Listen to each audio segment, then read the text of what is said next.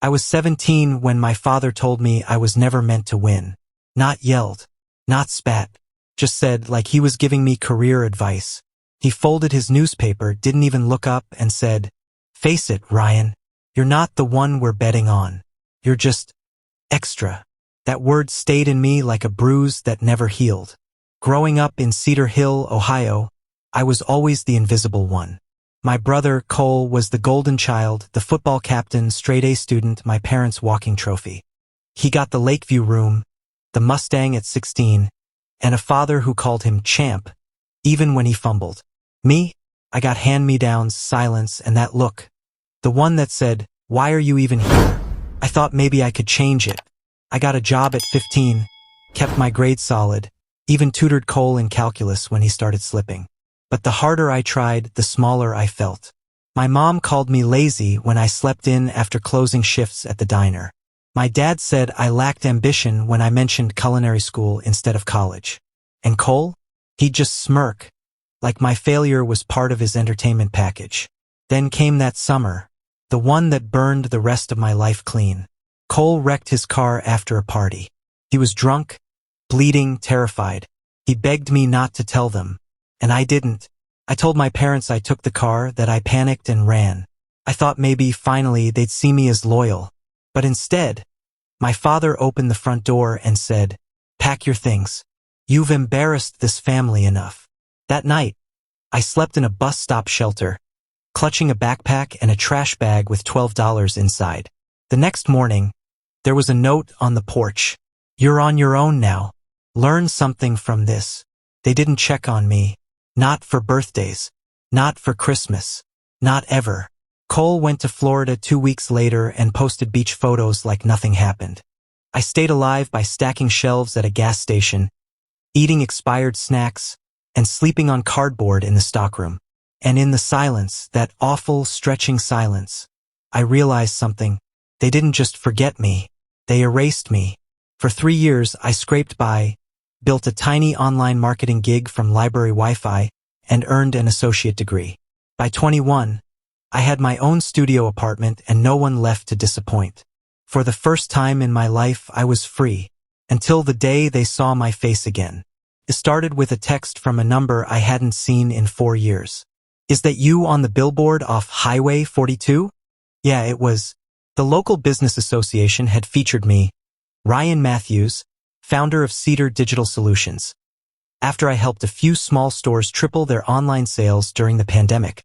It wasn't fame, but it was proof. Proof I wasn't useless. Proof I wasn't just the spare. 2 hours later, my dad called. I let it ring. Then came voicemails from my mom, from Cole, even from cousins who hadn't texted me since middle school.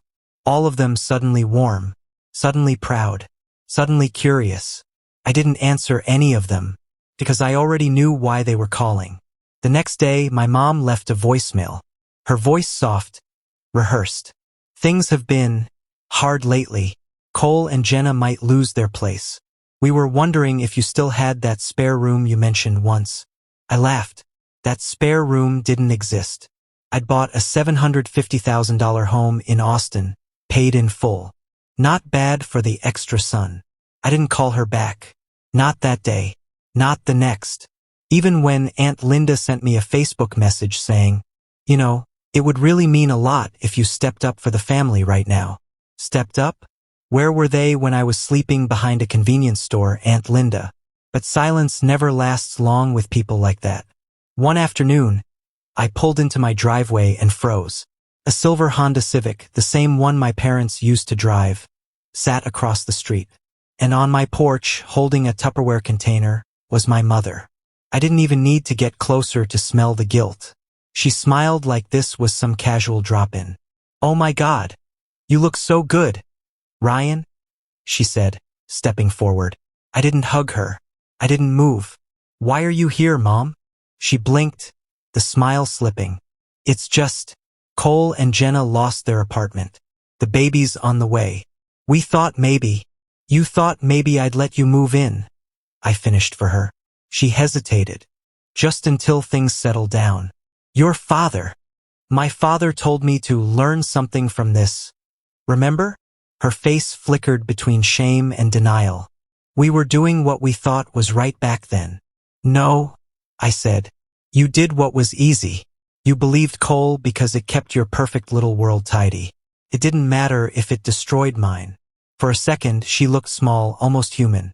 Then she said, "You've done well for yourself, so maybe it wasn't such a bad thing after all." And that was it. The final straw. "You can tell Dad and Cole that this house doesn't have a spare room," I said. When she called me selfish, I just smiled.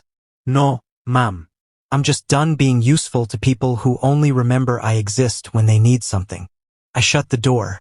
She didn't knock again. That night, lying in bed, the guilt crept in. That old, familiar ache. What if I'm the bad one now? But then I remembered her face that day in the principal's office, when Cole lied about me hitting him. I remembered her crying for him. Not because of what he did, but because I made things messy. And I remembered that note on the porch. "You're on your own now." So I stayed silent. Until silence wasn't enough. Because this time I wasn't a scared kid. I had the truth and a platform. I opened my laptop and started typing.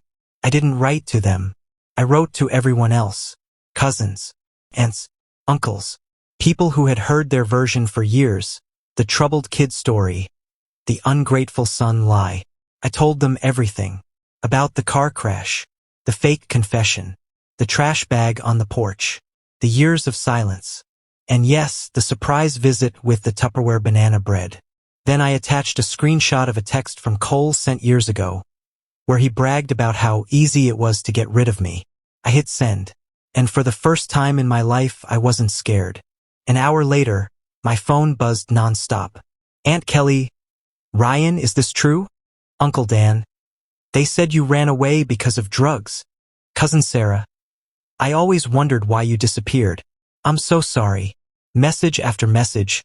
Shock, guilt, apologies that arrived a decade too late. But I didn't write it for pity. I wrote it for peace. Then came the message I never expected. From Jenna, Cole's wife. "I'm so sorry. He told me you were unstable, violent, that your grandmother took you in after you attacked your mom. I feel sick." She messaged again later. "I left him last night." Apparently, she'd read my email out loud to him. He laughed, then raged, then tried to grab her phone. 7 months pregnant. She packed a bag and went to her sister's. I didn't gloat. I just replied, "You did the right thing." But Cole wasn't done. 3 days later, I was leaving my favorite coffee shop when I heard my name. I turned, and there he was. He looked like a ghost wearing his own skin. Unshaven, drunk, still wearing that high school varsity jacket like a name tag from the past. "You think you're better than me now?" he sneered. I didn't answer. He stepped closer, breath reeking of beer. "You love playing the victim, huh? You think anyone cares about your sob story?" I met his eyes. "You lied." He laughed, that same ugly laugh from years ago. "So what? You survived, didn't you?" There was a time those words would have broken me. Now they sounded small. I opened my car door and said, "You lied. I thrived. Now you get to live with that." Then I drove away.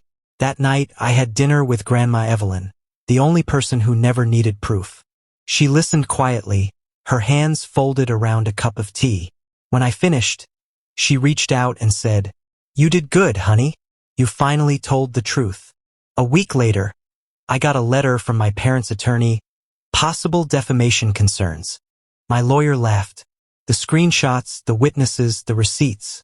All buried them before it began. Then silence. Again.